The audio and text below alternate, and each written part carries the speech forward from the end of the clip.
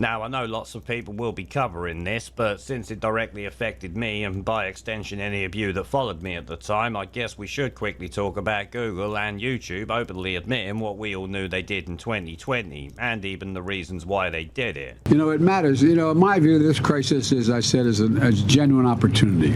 An opportunity to do things we wanted to do.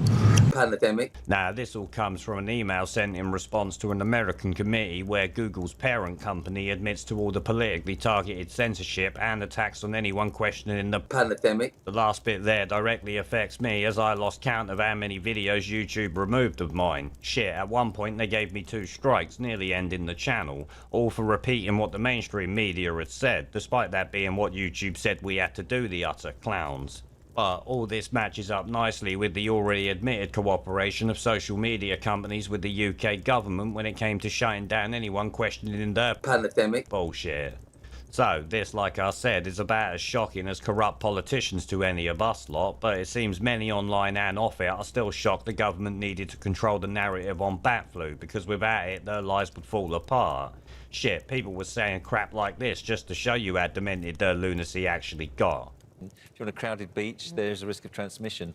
And in theory, if you go swimming in the sea, you should be wearing a mask. Yeah, you know your narrative's falling apart when you have to tell people to waterboard themselves when swimming in the sea. Or maybe my personal favourites, you must order food with your pint to avoid catching bat flu. And pubs must close before 10 PM because after 10 PM is like Gizmo and eating after midnight. If you're in a pub at 10:01, it's fucking gremlin time.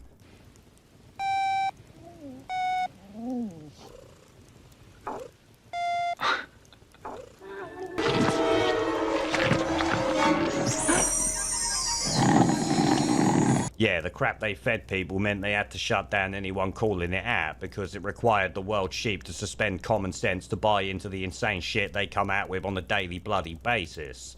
Thankfully, many of us never fell for that, and as Google now admits, we suffered because of our unwillingness to buy their bullshit.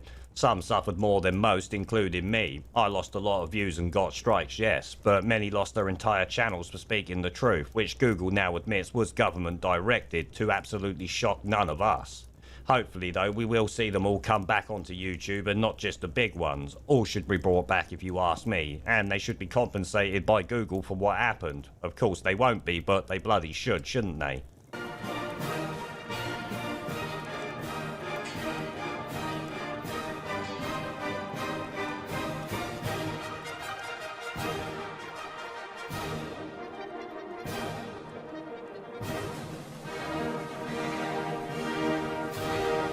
Pandemic.